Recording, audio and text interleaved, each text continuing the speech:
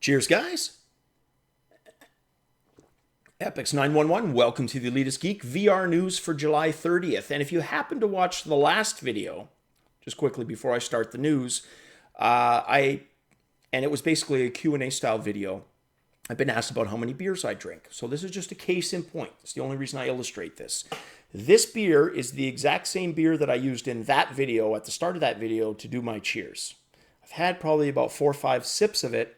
I'm now doing this video. So it is in fact still beer number 1, if you're keeping track. All right, guys, on to the news. So this isn't a political channel. I don't know the reason for it. It just looks like a crap move. But this has to do with Brexit, right? And I'm not a UK citizen. I didn't take place in the vote. I wasn't asked for an opinion on the vote. I have my own personal feelings on the matter. But at the end of the day, it was a UK question to ask and answer by individuals in the UK, right? Not a Dutch guy living in Canada. But I am going to report on the news, and that is a price hike from HTC Vive from £689 to £759, which is a £70 increase. Now, HTC says this is inflation warranted, and they've got reasons.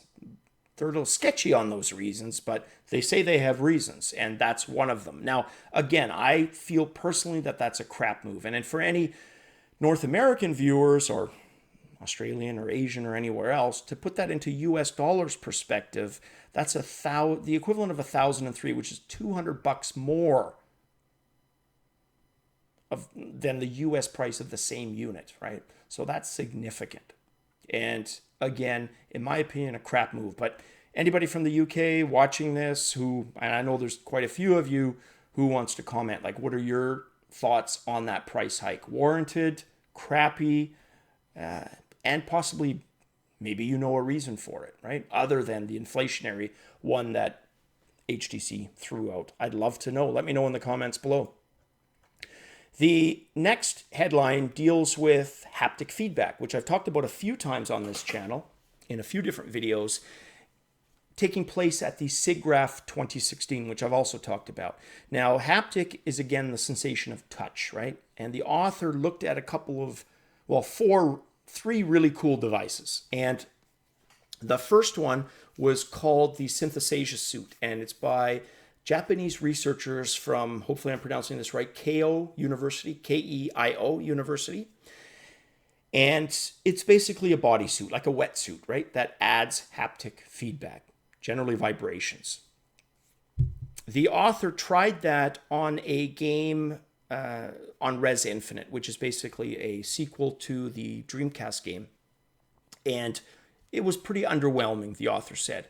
The author then tried it with an HTC Vive, using, a different demo. It was an unnamed, unspecified demo, and said it was a lot more realistic and a lot more immersive. And the author's opinion was that, look, when I talk about the brain being fooled, and I mentioned this in a previous video, our brain is pretty smart. You can fool the brain, but you can't always fool it for long, right? Once you've had repeated experiences, the brain does get kind of desensitized to those experiences, and it learns, look, we don't like heights in real life because you can die. This is scary. Don't stand on this cliff and look down and wave your arms around, right? Go to where it is safe. You could die. In a VR game, the brain starts out that way, but then quickly learns that, look, if you step over this virtual reality cliff, after asking yourself probably quickly, is this real or not? It's okay with it because it knows you're not really going to die, right? So the author said it's the same with the feedback. If your brain is expecting specific feedback, it's hard to mimic that because the brain says, look, that's not what that should feel like, right? And that was how the author explains the Infinite Res demo. Whereas with the second demo, it was a barrage of different sensations, some laser beams and a bunch of other stuff being thrown at the author with no ability to discern exactly what was being thrown at the author, right? So a bunch of haptic feedback signals were sent relayed, and experienced. And that was much more immersive. And again, the author says because the brain wasn't given the cues of what those sensations were supposed to be. And I thought that was a really interesting point because it shows you moving forward that, look, devs are going to have to be creative with haptic feedback. If they want to fool our brains, they're going to have to be innovative, creative, and variable about it. It can't be something that even within a given game or game to game, people can get easily accustomed to, because then it can almost do the opposite. Instead of making the immersion that much stronger, it can make it that much more weaker of an experience, right? And possibly throw you out of the feeling of immersion altogether, which is obviously not the intent, but is a possibility. So really, really neat. Going to have that. Oh, sorry. And the last two devices, the Halix arm sleeve, the author tried, and what was called the Fingar glove. And same thing. The Fingar glove, because it dealt with more variable sensations of touch on individual fingers, that came across as a lot more realistic than the arm sleeve did, which wasn't barraged with as much, and again barraged with specific sensations, which were easier for the brain to say, look, that's not what that feels like, right? So really neat. Have that in the links below. Next article has to do with a company that did a detailed Oculus Rift teardown with some really neat results in terms of the overall component cost. So it was done by a company called HIS Market Technology. They took the Oculus Rift and they took everything apart and assigned it a dollar value. The Xbox One controller, the HMD, the camera sensor, the Oculus remote. Every component was taken down, stripped, and assigned a value. The figure was $206 US, so $206 for the components. So on the surface, it looks like, wow, 65% profit margin.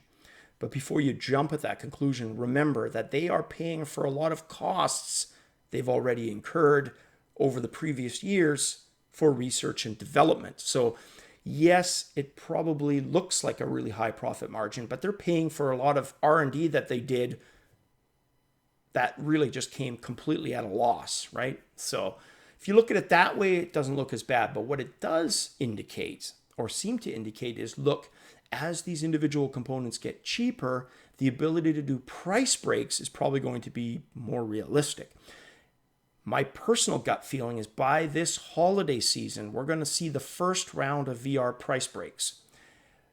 Maybe for back to school, but I doubt it. More likely for the upcoming holiday season, price breaks for people for adopting virtual reality. So we'll see. I hope that is the case. Now, the next article kind of gave me a little bit of a chuckle, and just a heads up for any of you that are arachnophobes, please stop watching for a few minutes and check the timeline below. All right. If you're still here, you're not an arachnophobe, and you're probably chuckling at their expense. But there was a Reddit user named Xanto who did some Vive gaming recently and saw what looked like shadow of an insect above his left eye.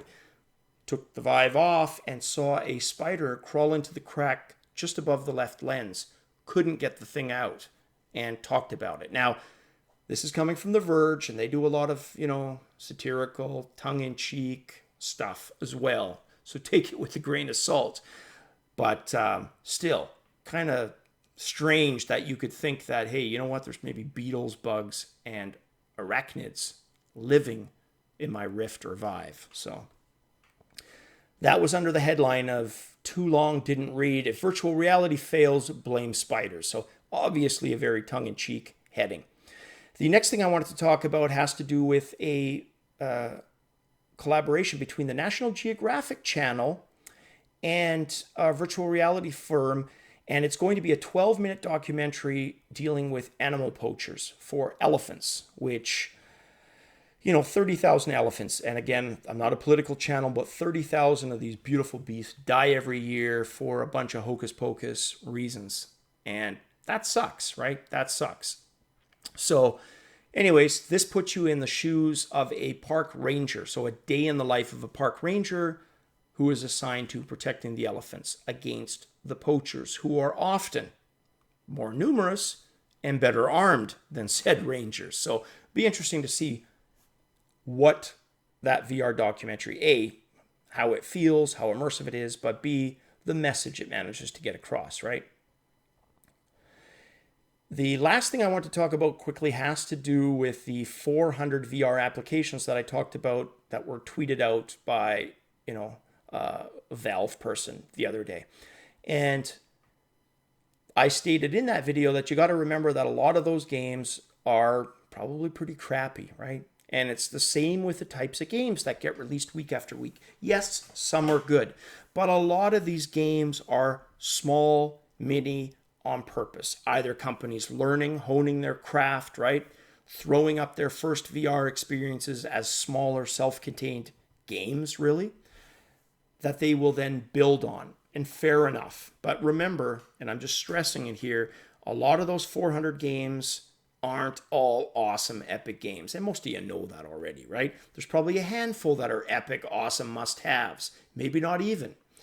There's a lot of games that are good games, but there's a lot of games on that list that are bad or just bad applications, period. All right, guys, I am off to do some gaming now.